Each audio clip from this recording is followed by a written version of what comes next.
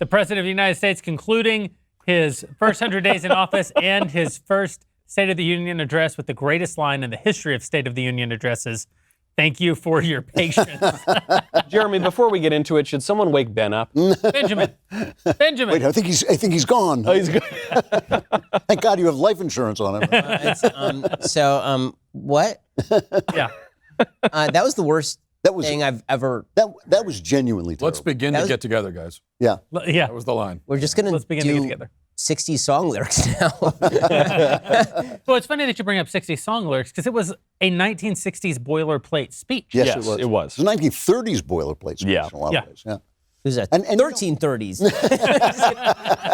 And it was that line where he said, "We the people are the government," because he doesn't mean that we the people form the government. What he means is the government are the people. No, that he was explicit. He said, we are the people.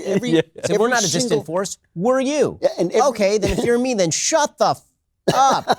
I mean, everything he says, when he talks about, he had this line, American tax dollars are going to buy American property and build American jobs. That's actually not the way it works. As always with socialists, they never ask the question, where does the money come from? It comes from horrible, evil, dastardly capitalists like yourself, who they take that tax money from. Just simple logic. Simple logic tells you that you can create more jobs with $1 than a company than a government that takes your dollar away, distributes it among its bureaucracies, and then creates a job. So you're going to create 10 times more jobs. I have a question.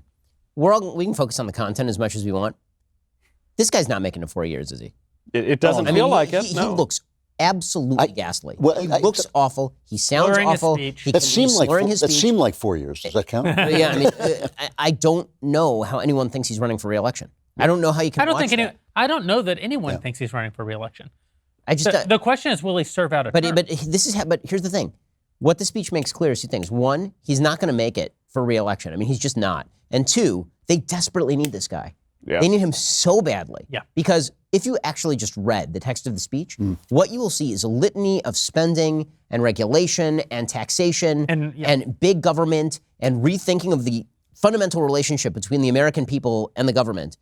That sounds like it's coming directly from Bernie Sanders. I mean, it is extraordinarily radical stuff. But because the person who is saying it is a mushmouth old man that nobody fears because he is a mushmouth old man, they are deeply... He's been around forever. Yeah, well, not just that, because I honest to God wonder if the entire design of the speech, because he backloaded all the controversial stuff you noticed about how America's racist and about how the government is the people. He put all of that in the last 10 minutes of the speech.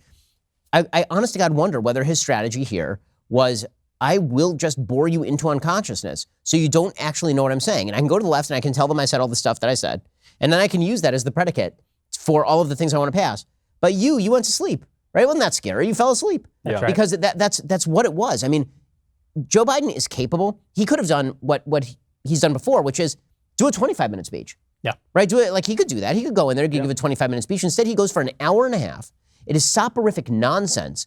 And he can't even speak it clearly. I mean, he's stumbling over his own words. He's repeating himself.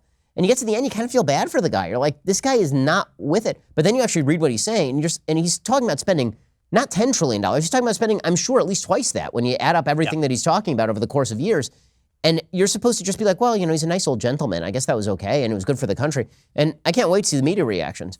Right? The media reactions will, if you can get to the sort of climax the media will reach based on that speech, hats off to you, man. Mm-hmm. I mean, that, at that point, you definitely don't need Get Roman because there's something going on here. Yeah, it's not. Bill Whittle talks about this idea of government as we the people as eloquently as anyone I've ever heard discuss it. Essentially, the Constitution is a legal compact between three groups. The federal government, which it is creating, the states, and the people.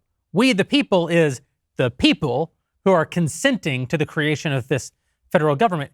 Saying we the people, having the President of the United States say, we up here, we're you, we the people are the government, would be akin to in any criminal case, if the defendant said, no, we the plaintiff Yeah. Well, and We the plaintiff. You see the trick of the whole thing that the left has been pushing in overdrive for the past year is this blurring of the distinction between the federal government and the state government. Right now, H.R. 1, the first thing they're taking up, That's right. is designed to steal all that power from the states, particularly over elections. What could go wrong there, right? Congressmen writing their own election laws and the people. But then what they're doing is they're outsourcing all of that political power, per Woodrow Wilson and the progressives for a century, to these bureaucrats that are, it's the random agencies that are really making the laws. There's something else that's happening when they say that we, the people, are the government.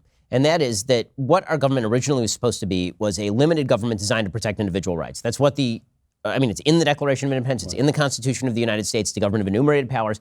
But there's something else there too. It's a government of checks and balances specifically created in order to protect those rights. When you say we, the people, are the government, what you are saying is that checks and balances are a bad. They're an obstacle because the people are the government. And if the people collectively are the government, well, then they don't have arguments among themselves. They don't have checks and balances. You don't need checks and balances. Checks and balances are a bar to what he calls democracy in action.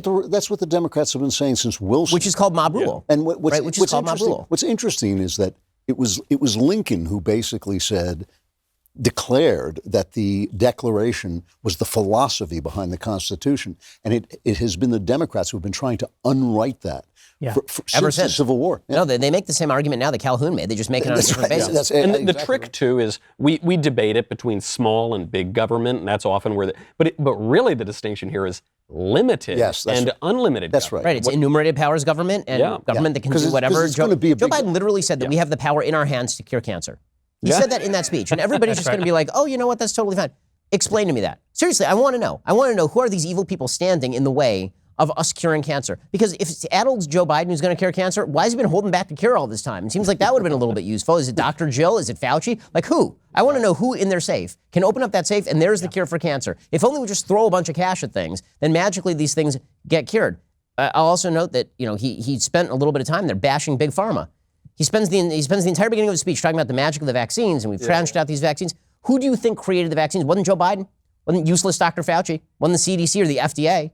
It was Big Pharma. It was Big Pharma. Hey, you. It's me, Jeremy Boring. You already know that, of course. That's because you just watched the Daily Wire Backstage. As the cigar smoke settles after another perfectly executed episode, why not ensure you never miss out on Daily Wire content? Go ahead and give that subscribe button a push. I'll wait. There you go. That's it. Much obliged, my friend. We will see you next time.